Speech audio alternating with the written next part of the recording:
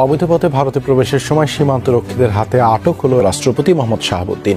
রাতে ঝিনাইদহের মহেশপুর সীমান্ত দিয়ে ভারতে পালানোর সময় তাকে আটক করে বর্ডার গার্ড বাংলাদেশ বিজিবি সদর দপ্তর থেকে এই তথ্য নিশ্চিত করা হয়। হঠাৎ করে রাষ্ট্রপতির বিষয়টা আসাতে চমকে উঠলাম এই কারণে, তিনি হয়তো ইতিমধ্যে লোকান্তরিত হয়েছেন।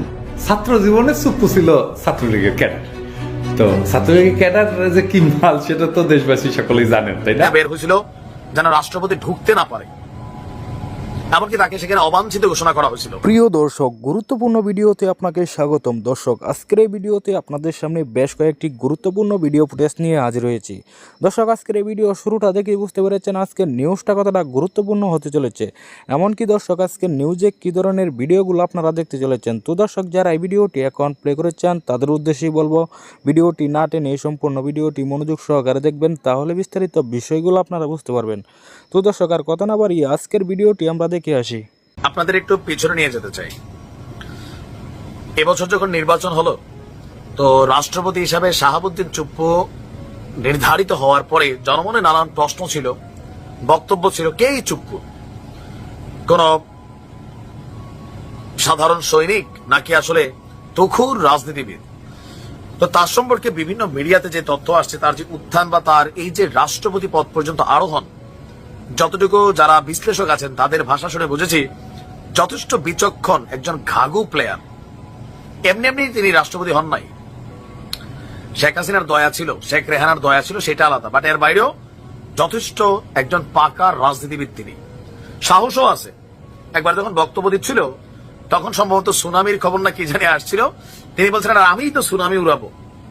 কলিজা আছে, কলিজা যে কিছুটা আছে। গতকালকের ঘটনায় আমরা দেখলাম আরেক ঘটনা, আজকে মহান 21শে ফেব্রুয়ারি। তো মহান 21শে ফেব্রুয়ারির একদম প্রথম প্রহরে শহীদ মিনারে যেন রাষ্ট্রপতি না যায়, গত 24 ঘন্টা যাবৎ বৈষম্য বিরোধী আরো বিভিন্ন সংগঠন, বিভিন্ন নামে বেনামে প্রতিষ্ঠানগুলো তারা রাস্তায় কেউ অবস্থান করছিল, গভীর রাতে কেউ মশাল মিছিল নিয়ে বের হয়েছিল যেন রাষ্ট্রপতি ঢুকতে না পারে, এমনকি তাকে সেখানে অবাঞ্ছিত ঘোষণা করা হয়েছিল। বাট ফাইনালি নানান ধরনের ঝক্কি ঝামেলা নিয়ে মব হইতে পারে, যে কোনো সময় যে কোনো পরিস্থিতি হইতে পারে, পিনাকিদা বুলডোজার ঝড় উড়াইতে পারেন, সকল কিছু মাথায় রেখে একদম 21-এর প্রথম প্রহরেই মহান শহীদ দিবসে তিনি আপনার শহীদদের প্রতি, ভাষা আন্দোলনের বীর শহীদদের প্রতি শ্রদ্ধা নিবেদন করেছেন। 12টা 1 মিনিটে কেন্দ্রীয় শহীদ মিনারে পুষ্পস্তবক অর্পণ করেছেন তিনি। আর কড়া নিরাপত্তা ছিল। রাষ্ট্রপতির গাড়ি বহন শহীদ মিনার এলাকায় আসার পরপরই উপস্থিত শিক্ষার্থী জনতা সেখানে স্লোগান দিচ্ছিলেন, বিক্ষোভ করছিলেন, পুলিশের ব্যারিকেড ভাঙার চেষ্টা করছিলেন, ইভেন স্লোগানও ছিল, go back Chuppu, go back Chuppu. বিক্ষোভকারীদের যে অভিযোগ যে জুলাই আগস্ট যে ঘটনা হয়েছে এখানে তার সমর্থন ছিল, তিনি কোনো ধরনের প্রতিবাদ করেননি। আর সবার একটা বক্তব্য ছিল, এখানে চুপ্পুর সামনে পদত্যাগ করে বিচারের মুখোমুখি হওয়া ছাড়া আর কোনো উপায় নেই। কারণ 2024 সালের নির্বাচনকে বৈধতা দিয়ে শেখ হাসিনা সরকারের শপথ পড়িয়ে তার সকল কাজের বেআইনি অনুমোদন দিয়েছিলেন এই রাষ্ট্রপতি। তো এরপরেও তিনি এই যে এত কিছুর মধ্যে দিয়ে সেখানে গেলেন, সর্বপ্রথম ক্রেডিটটা হচ্ছে আমাদের আইন শৃঙ্খলা বাহিনীর, সেনাবাহিনীরও। অবশ্যই প্রধান উপদেষ্টার নির্দেশ ছিল যেন কড়া নিরাপত্তা, নিশ্চিত নিরাপত্তা রাষ্ট্রপতির জন্য নিশ্চিত করা হয়। কারণ রাষ্ট্রপতির বাটে পাইলে অথবা ওনার সুযোগে পাইলে যে কোনো একটা মব ঘটবে। বাট সেনাবাহিনীর কড়া নিরাপত্তা, আইন শৃঙ্খলা বাহিনীর কড়া নিরাপত্তায় তিনি শহীদ মিনারে গেছেন, ফুলও দিচ্ছেন, ছবিও তুলছেন, এক পাশে স্লোগান হচ্ছিল। বাট তিনি তার চেহারা দেখা ঘাবড়াইছেন, মনে হয় না তার একটা মন খারাপ ছিল যে একজন রাষ্ট্রপতি ফুল দিচ্ছে, অপরদিকে ছাত্ররা প্রতিবাদ করছে, আওয়াজ তুলছে, তাকে নিয়ে কথা বলছে। কোথাও না কোথাও বিষয়টা কিন্তু আসলে সুখকর না। তবে যারা বিশ্লেষক আছেন তারা বলছেন যে ভাই, রাষ্ট্রপতি শাহাবুদ্দিন চুপ্পু সাধারণ কোন খেলোয়াড় না, তিনি আগাগোড়া একজন পলিটিশিয়ান, সো তার কলিজা আছে। ছাত্র জীবনে চুপ্পু ছিল ছাত্রলীগের ক্যাডার। তো ছাত্রলীগের ক্যাডার যে কি মাল সেটা তো দেশবাসী সকলেই জানেন, তাই না? আর কইলাম না। তো 1971-এ মুজিব বাহিনীতে জয়েন করে। এই মুজিব বাহিনীর দেরাদুনে ট্রেনিং নেয়।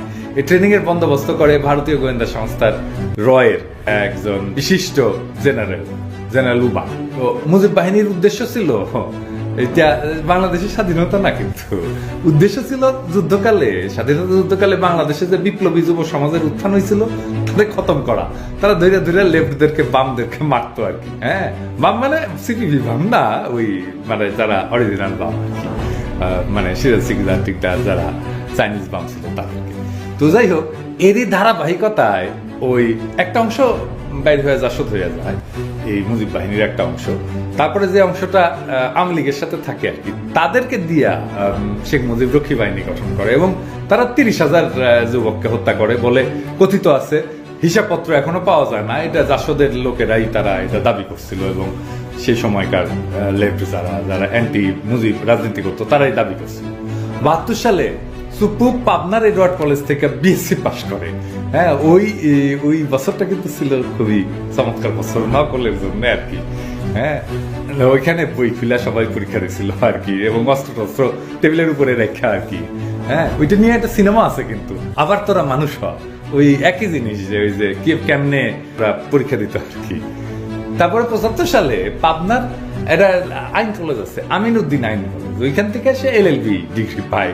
ইউনিভার্সিটিতে ভর্তি হওয়ার ক্ষমতা হয় নাই আর কি।